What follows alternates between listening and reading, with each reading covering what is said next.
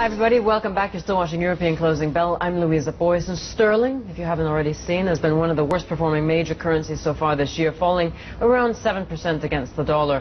How low is it going to go? Is it going to keep heading south? Charles Nenner is the founder and head of research at Charles Nenner Research Center. Charles, welcome. We're just sticking with currencies for the time being before we get on to talking about the equities and what's taking place there. But sterling and the pound weakness, I mean, is it going to continue? Is this just the play that everybody's going to pile in on?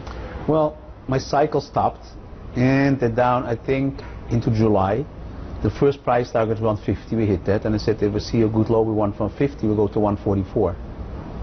It seems that austerity is not going to work in Britain, and the knowledgeable people who know that something is fishy around here.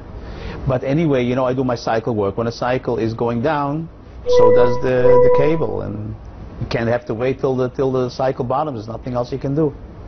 If we see the Bank of England continuing to step in with support, stimulus in some way, shape, or form, is that going to kind of lay a bottom for sterling? Is that going to support the currency? Well, my system is based on that whatever you do doesn't make any difference. Yeah. Otherwise, I couldn't predict markets. Yeah.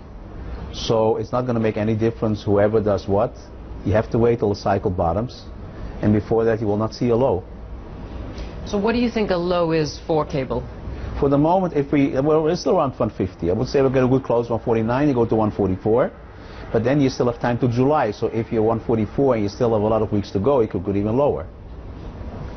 Are you seeing the same cycles in things like euro and in Japanese yen, who have also been weak of late? Are they working on the same kind of timetable? Well, they're not always comparable, but the dollar cycle is up.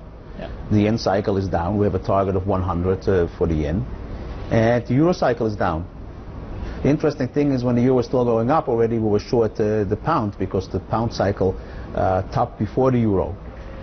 So of course they go in tandem. And of course there's always a story that comes afterwards, but it's just dollar strength. What are your thoughts on sterling? I mean, we would tend to agree. We think there's more weakness to come in sterling for a lot of the fundamental reasons that you've highlighted. But just from the standpoint that, you know, there's not a lot of policy options left for the Bank of England. Yeah. And so this is the opportunity. Let's move on. Let's talk about the moves that we're seeing in equities and whether that can continue. You also brought us a chart of a STOXX 600. Right. And are we going to continue to see these highs? Because as we were saying, I mean, we're not buying on the lows anymore. We're buying on the highs these days. Right. Whoever has access to long-term data, if you would look at what happened in 1946, you see almost the same thing is happening now. There's like a very high correlation. And then the market came in 20%. I don't say immediately it's coming down 20%, but I feel the same atmosphere as the other major highs. And if you look who's buying and who's selling, people are buying because the news is better. So I tried to explain to them, we start buying, I was on CNBC in February 2009, and we got fully invested. Those were not the most stupid people who dared to buy at the bottom in 2009 because they knew what the news would be in a couple of years. So now the public hears what the news is and says, oh, we're going to buy, but that already was known by the insiders who bought in 2009.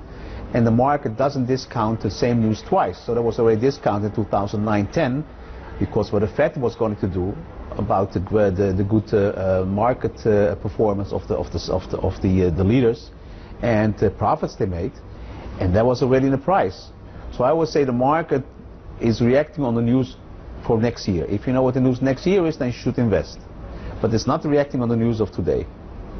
So how should we invest today then? I think you should take chips off the table over here.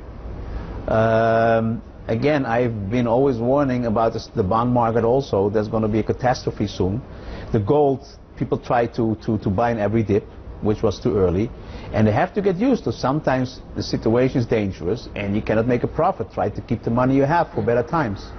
Well, because, I mean, last year, if you didn't get in last year, you would have missed a huge rally on equities. Right, right. But then the insiders were buying. Now the insiders are selling. Okay.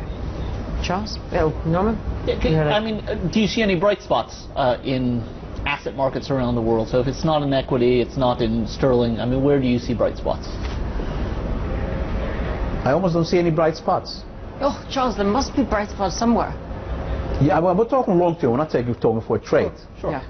I still think you're in an deflationary period. In deflationary periods, it's very difficult to make money. I mean, we're going long corn and wheat. Most people don't do that. As you know, maybe, I still have a target of 5,000 on the Dow that we should reach by 2017-18.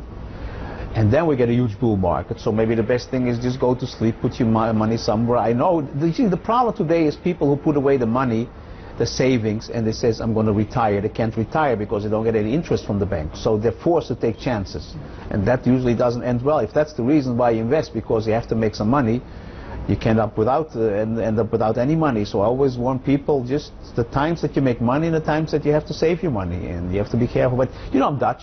So Dutch always first want to know how much can I lose, not how much can I make. Yes, kind of like Danish as well. So okay. yeah. Charles, thank you very much. Charles Nenner, founder and head of research from the Charles Nenner Research Center.